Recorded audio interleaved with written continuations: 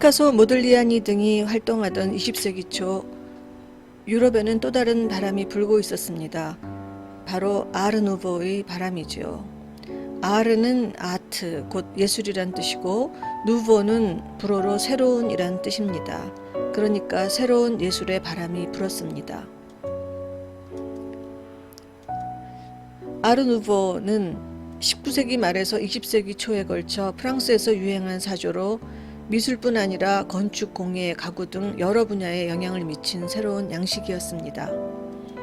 주로 식물의 유동적인 곡선을 즐겨 사용했는데 당시 유럽 열강들이 전 세계 식민지로 뻗어갈 때라는 것을 생각하면 이것은 문명이 아닌 자연적이고 원시적인 것에 대한 욕구를 보여주고 또 모든 장식에서 종교적인 색채를 지우고 있다는 의미도 찾아볼 수 있습니다. 유럽 예술인들은 문명과 종교를 거부하고 자연과 원시를 추구합니다. 그래서 자연의 곡선을 나타내는 이런 나무 줄기 같은 장식이 유행했는데 이것은 당시 건설된 전철역 입구입니다. 또 돌이나 대리석 대신 당시 철의 생산량이 많아지면서 이처럼 철 구조물이 많이 세워졌습니다. 오늘은 아르누보 시대를 살았던 어머니가 남긴 유산에 관한 영화를 보며 아르누보에 관한 이야기를 해보려고 합니다. 영화의 제목은 여름의 조각들이고 2008년 오르세이 박물관 20주년을 기념하기 위해 올리비에 아사야스 감독이 만들었습니다. 그는 미술을 전공해서 미술의 조예가 깊고 또 중국 여배우 장만옥의 전남편이기도 합니다. 이 영화는 한마디로 우리가 사랑하는 모든 것들은 언젠가 떠나게 된다라는 말로 요약될 수 있는 영화입니다. 아르누보 시절 폴 베르티에라는 화가를 사랑했던 어머니의 죽음 후 아르누보 시대의 시간들을 고스란히 간직하고 있던 과거의 흔적들은 자식들의 유산 정리 과정 중에 다 흩어져 갑니다. 영화는 먼저 엄마의 75세 생일날부터 시작합니다.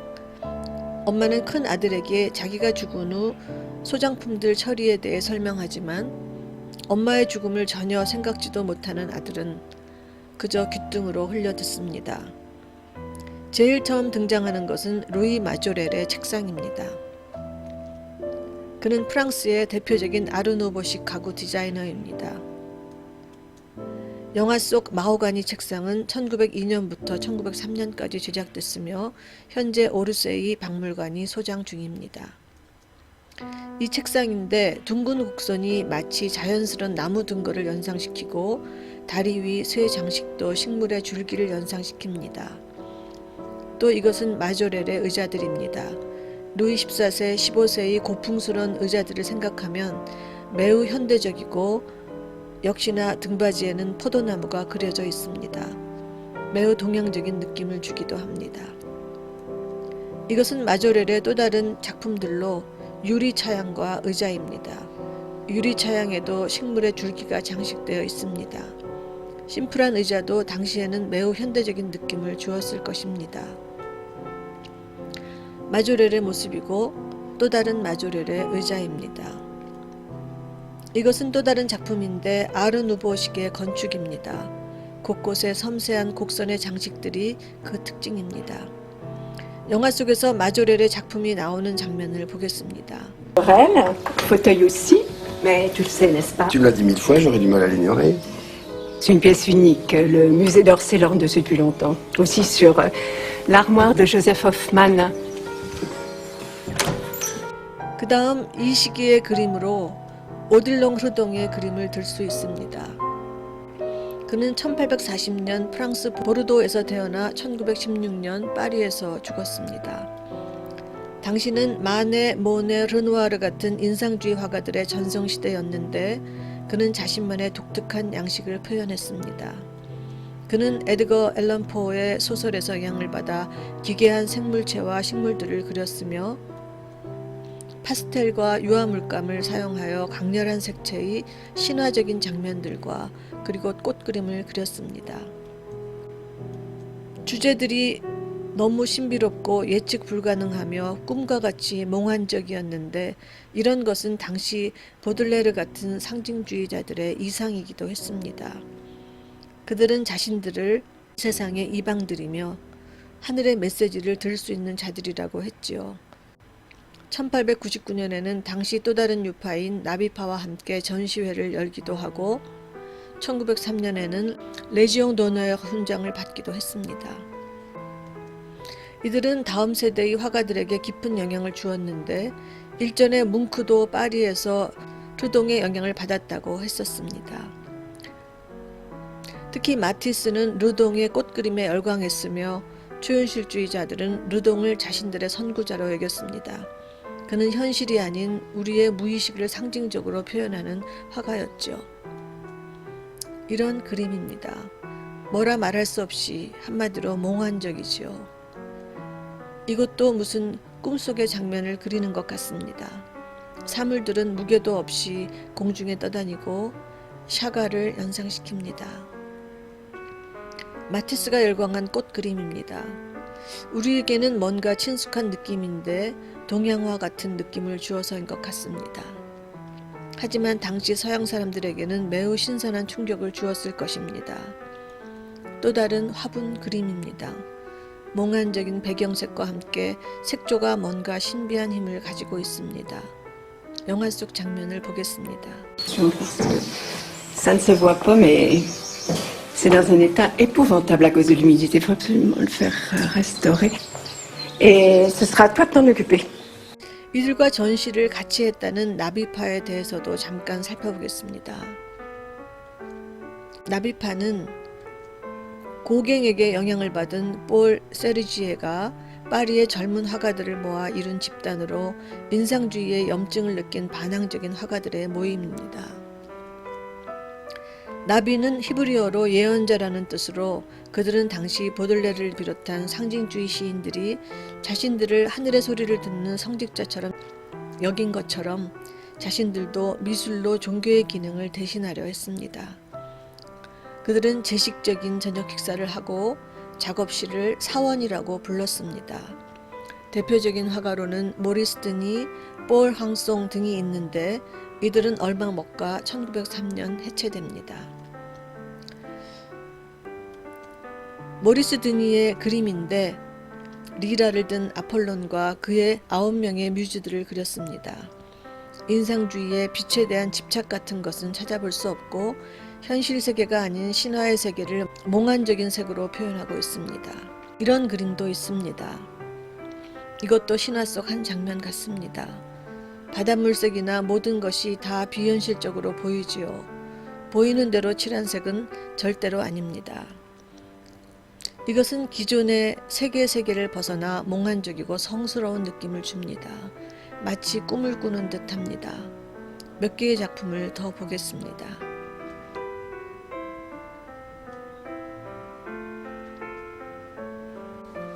세잔느 마티스 피카소가 현실을 변형시켰다고는 하나 여전히 현실 속 세상을 그렸다면 이들은 완전히 비현실적인 상상 속 세상을 색으로 표현합니다. 이것은 파리에 있는 뿌띠빨레의 천정화입니다. 2007년 1월 12일 제가 찍은 사진입니다. 바로 그 전날 저는 파리에서 성황리에 전시되고 있는 모리스 드니의 전시장을 방문했었는데 그 다음날 약속이 있어 뿌띠빨레에 가니 천정 그림이 너무나 모리스 드니의 그림과 흡사해 찾아보니 정말 모리스 드니의 작품이었습니다. 정말 이상한 마력을 지닌 한 번 보면 그 느낌을 지울 수 없는 작가입니다. 그 다음 이것은 또 다른 나비파 화가인 보나르의 그림입니다. 당시 인상주의 화가들이 추구했던 빛 같은 것에 대한 생각은 전혀 없습니다. 오직 색만이 마치 어린아이가 그린 그림처럼 순수하게 존재합니다. 그 다음 이것은 나비파를 이끈 세르지에가 그린 폴 항송의 초상입니다. 유대교의 랍비 같은 옷을 입고 호를 들고 종교의식을 치르는 듯합니다. 이들이 스스로를 성직자로 생각하며 제식 행사를 했다는 것을 반증해주는 그림 같습니다. 이것은 랑송의 또 다른 그림인데 동양적인 색채가 강합니다. 마치 동양화 같은 느낌을 주지요. 이것은 완전히 한 폭의 동양화 같습니다. 이런 그림도 있는데 중국 도자기 같은 꽃병과 무늬들 그리고 푸른 연기 등이 현실을 뛰어넘는 화가만의 공상적 세계를 보여줍니다. 그런데 이 그림을 그린 폴 항송은 우리나라 최초의 서양화가였던 나혜석과 인연이 깊은 사람입니다. 바로 당시 폴 항송과 비시에르가 열고 있던 미술학원에 나혜석이 몇 개월 동안 드나들었기 때문이지요.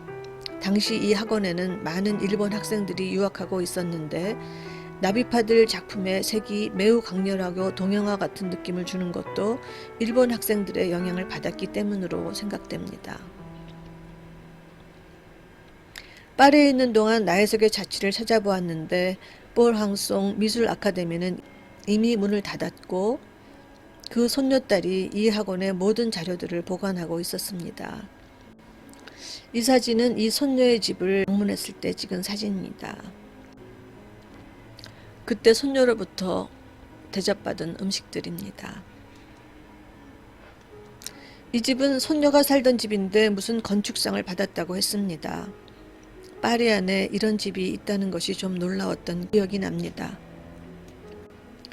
이제 1927년경 이 학원의 학생이었던 나혜석에 대한 이야기를 잠시 해보려고 합니다. 그녀는 1896년 수원의 부잣집에서 태어났습니다. 1913년에는 도쿄 여자미술전문학교에 입학해서 최순구, 이광수와 동인지, 학지광에 글을 발표하기도 했지요. 1918년 졸업 후에는 정신여고 등에서 미술교사를 하기도 했습니다. 1919년에는 3.1운동에 참가하여 수개월간 투옥 생활을 하기도 했다고 합니다. 그러다 1920년 변호사 김우영과 결혼을 하게 됩니다. 이 신여성이 결혼할 때 3가지 조건을 걸었다는 것은 유명한 이야기지요. 첫째는 시어머니와 전처 자식들과 함께 살지 않는다. 둘째, 죽은 나혜석의 약혼자 산소에 비석을 세워준다. 셋째, 화가 생활을 허락한다. 라는 3가지 조건이었습니다. 당시로서는 정말 놀라운 조건이 아닐 수 없습니다. 그녀는 우리나라 최초의 서양 화가이며 여류화가로 1921년에는 최초의 서양화 전시회를 성황리에 열게 됩니다. 일본 유학 시절 모습인데 화려하지는 않지만 재기가 넘치는 매력적인 여성이었던 것 같습니다. 이것은 결혼 당시 모습이고 결혼식 장면입니다. 그녀는 김우영과 사이에 4아이를 낳게 됩니다. 그리고 1927년 4아이를 시댁에 맡기고 그녀는 남편을 따라 모스크바, 영국, 이탈리아, 스페인을 거쳐 드디어 파리에 도착해 몇 개월간 폴 항송과 비시에르가 경영하는 미술 아카데미에 등록하게 됩니다. 이것은 만국유람을 떠나기 전 찍은 기념사진이고 이것은 파리 미술 아카데미에 등록된 이름입니다. 킴이라고 되어 있는데 결혼했으니 남편 성을 적었습니다. 이것은 나혜석은 없지만 그 당시 화실 사람들의 사진인데 앞에 전라의 누드 모델이 있습니다. 1927년 피카소, 모딜리아니, 장국도 같은 초현실주의자들이 살던 파리는 조선에서 온 나혜석에게 엄청난 문화적 충격을 주었을 것입니다. 그들의 혁명적 사고는 당시 서양 사람들도 따라가기 힘들 정도로 파괴적이었으니까요. 그들은 종교, 도덕, 부부관계 등 모든 기존의 관습들을 파괴하며 그것을 즐겼는데 그 예술 세계 한가운데서 나혜석은 몇 달을 살았던 거지요. 이때 아니면 이때 영향으로 그린 그림입니다. 초록색과 붉은색의 배경, 전혀 사실적이지 않은 누드의 거친 선과 명암 처리, 또 과감히 드러낸 여성의 가슴과 아랫도리 등이 야수파의 영향을 보여줍니다. 당시 1920년대 우리나라에서는 상상도 할 수 없는 누드지요. 이 그림도 캉캉을 추는 무의들입니다. 동영화밖에 모르던 1920년대 당시 우리나라에서는 상상도 할 수 없는 정말 놀라운 그림들입니다. 이것은 자화상입니다. 뭉툭한 손, 얼굴선들은 고갱의 미개한 선을 연상케 합니다. 이것은 당시 파리 풍경을 그린 것입니다. 미완성인 것 같은 대충의 선들과 붓터치가 당시 파리 화가들의 영향을 보게 합니다. 그들은 현실을 똑같이 복제하는 것을 경멸했지요. 이 누드화는 꽤 사실적입니다. 하지만 여자가 남자의 누드를 그렸다는 것 그 자체가 당시로서는 큰 파격이었죠. 이런 분위기의 파리에서 나혜석은 최린이라는 남자를 만나게 되는데 이 사람은 당시 3.1운동 대표 33인 중 천도교를 대표하는 사람으로 꽤 인품이 있었던 사람이었던 것 같습니다. 당시 30대의 나혜석은 50대였던 최린의 열렬한 구애를 받게 되고 결국 육체적 관계까지 이르게 되는데 이 모든 과정이 최린의 너무나 집요한 요구 때문인 것은 나혜석의 정조유린죄 고발장에도 자세히 나와 있습니다.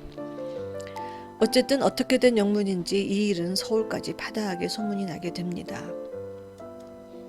그래서 1928년 귀국 후 1931년 이혼당하게 됩니다.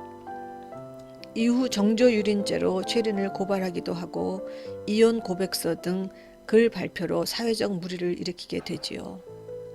또 정조는 취미다 같은 말로 만인의 지탄을 받고 평생 그 주변 사람들과 자식들이 나혜석을 부끄러워하게 했는데 이 말은 당시 우리나라에는 충격적인 말이지만 유럽에서는 대유행을 했던 실존주의 철학의 핵심 같은 말이었습니다. 절대적인 도덕관념 같은 건 없다는 걸 굳게 믿는 철학이었죠. 이후 그녀는 미술학원 등을 열었지만 실패하고 나중에는 수덕사 등에서 생활하다가 1946년 친오빠에 의해 청운양로원에 들어가게 됩니다. 그리고 1948년 원효로 시립자재원에서 무연고자로 사망하게 되는데 사람들은 즐겨 말하길 행렬병자로 거리를 떠돌다 사망했다고 하지만 그것은 나혜석을 미워했던 사람들의 희망사항이었고 실제 인터넷을 뒤져봐도 모두 그렇게 기술되어 있지만 사실은 그렇지 않았다고 합니다. 자식도 친정 식구들도 외면했기 때문에 무연고자였던 것은 맞지만 양로원에서 말년을 보내다 병원에서 죽었습니다. 남편 김우영과 최린입니다. 이혼 후 미술학원을 할 당시의 모습이고 수덕사에서 우리나라 또 한 명의 신여성이었던 일렵스님과 함께 찍은 모습입니다. 왼쪽이 나혜석입니다.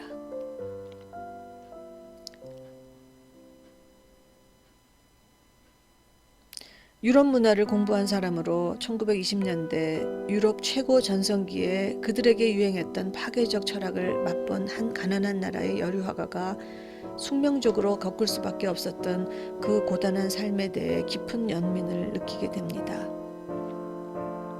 그녀는 많은 글을 썼는데 그녀의 글에는 너무나 프랑스적인 사고들이 그대로 우리말로 번역되어 있는 것을 많이 보게 됩니다. 정조는 취미다라는 것도 그중 한 문장이지요. 오딜롱 흐르동의 그림 이야기를 하다 나혜석 이야기로 빠져들었는데 다시 영화 이야기로 돌아가 보겠습니다. 르동의 그림 설명을 하던 엄마는 드가의 발레 조각을 구석에서 찾아 꺼냅니다. 어린 시절 깨뜨린 추억을 간직하고 있는 작품이지요. 이렇게 어머니 집의 모든 작품들에는 그들만의 시간들이 새겨져 있습니다. J'ai mis dans un sac. Il est sauvable? Non, ça, hélas, je ne crois pas. C'est triste, mais c'est comme ça. 그 다음 아르누보 시절 크리스털 공예로 유명했던 앙토냉돔의 크리스털 꽃병 이야기도 있습니다. 엄마가 특히나 아끼던 꽃병이었죠. Moi. Attends, j'oubliais le vase d'Antonin Daume. On avait la paire, l'autre a disparu. Oui, tu me l'as déjà dit plusieurs fois. Je suis sûre que c'était Héloïse qui l'a cassé, mais elle refuse de le dire. Bon, enfin, même tout seul, il a une belle valeur. 하지만 엄마는 잘 몰랐지만 그것보다 더 가치 있던 물건은 브라크몽의 유리꽃병이었죠. 브라크몽은 1880년대 유명한 꽃병 공예가였습니다. 이 꽃병의 가치는 엄마가 죽고 난 후에 알게 되지요. 가치가 큰 소장품이었지만 엄마와 평생을 함께한 엘로이즈에게는 그저 엄마를 추억하는 소중한 물건일 뿐입니다. 이 꽃병입니다. 이것도 브라크몽의 또 다른 공예품인데 역시 꽃잎과 줄기 장식이 섬세합니다. 영화 속 장면을 보겠습니다. Celui-ci. Vous n'en aviez pas parlé de ces deux-là? Ils ont mené Ramachenko, ils sont de Félix Bracquemont. Il a fait très peu de verreries dans les années 1880. C'est vrai qu'ils sont... Ils étaient dans un placard. 그 다음 덴마크의 100년 전통 은 명품 디자이너인 게오르그 옌센의 은 세공품도 등장합니다. 은쟁반에는 어린 시절 딸의 추억이 가득합니다. 엄마는 딸에게 이것들을 물려주려고 하지만 종이컵에 커피를 마시는 지금 딸은 이런 것들을 필요로 하지 않습니다. 딸 역으로 줄리엣 비노시가 나옵니다. 지금도 백화점에는 조지 젠센이란 브랜드의 가게가 있습니다. 게오르그 옌센의 영문 이름이지요. Le service à thé, j'ai sorti pour toi. Ça.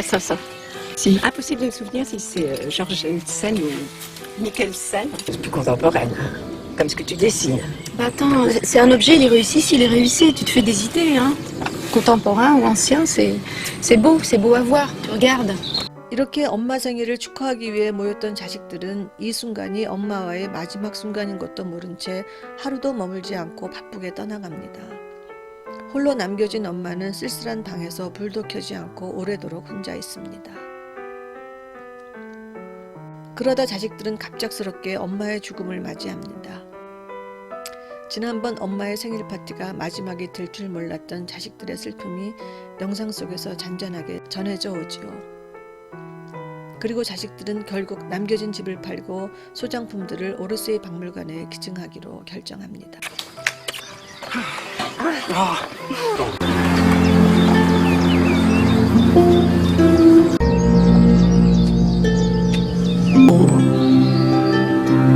Eh oui, je lui parlais de ma mort.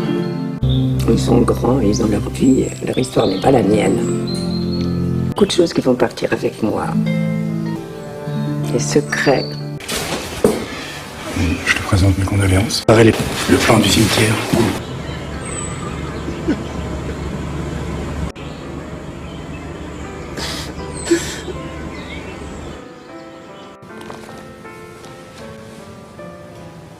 La maison de Valmondois, ça représente pas grand-chose. Je sais pas, elle veut plus trop dire grand-chose pour moi, ni la France d'ailleurs.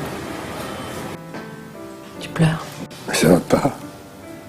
드디어 작품 기증을 위해 박물관에 감정사들이 방문하고 그들에 의해 작품들의 가치는 재발견됩니다.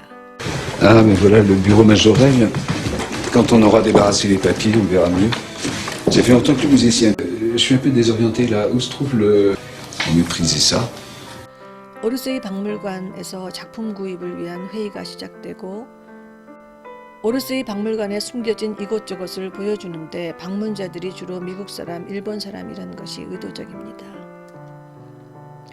전시된 엄마의 책상과 소장품들은 지나간 모든 시간들, 추억들과 단절된 채 그저 바쁘게 지나가는 관람객들 속에 낯설게 놓여 있습니다. 이 책상이 가지고 있던 수많은 이야기들을 그들은 전혀 알지 못합니다. C'est un ensemble tout à fait intéressant de meubles 1900 avec ces panneaux merveilleux d'Odilon Redon. Le bureau orchidée de Majorel en particulier, que vous connaissez, Hélène Berthier nous l'avait prêté il y a quelques années pour une exposition. Ce vase de Félix Bracquemont et bien sûr les deux panneaux décoratifs d'Odilon Redon. Voilà. Restauration. Vous êtes parti pour la sauver. Size made to be used by private people, not to decorate an official gallery. Non, ça va être vite torchon. Ça fait un drôle d'effet de le voir ici. Je sais pas trop quoi en penser.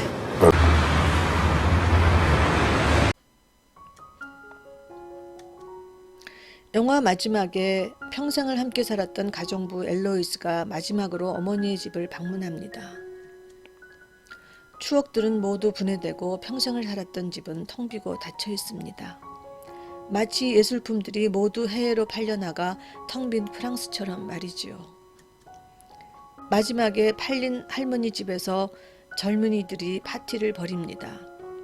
마치 많은 미술품들을 낯선 곳으로 떠나보낸 텅 빈 프랑스에서 젊은이들은 과거의 영광도 추억도 잊은 채 미래를 향해 쓸쓸히 나아가는 것 같습니다.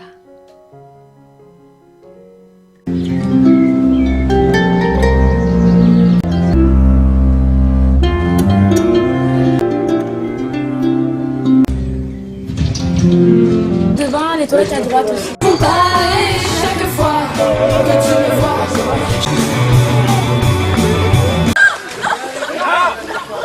다음 시간에는 프리다 칼로에 대해서 살펴보겠습니다.